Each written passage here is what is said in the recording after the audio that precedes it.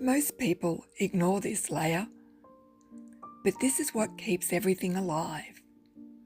These plants hold moisture and slowly release humidity into the air, so the orchids above don't dry out as quickly, especially their roots. Orchid roots need moisture in the air, not just water on them.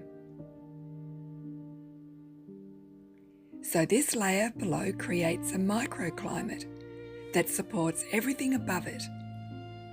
It's not about more, it's about how it works together.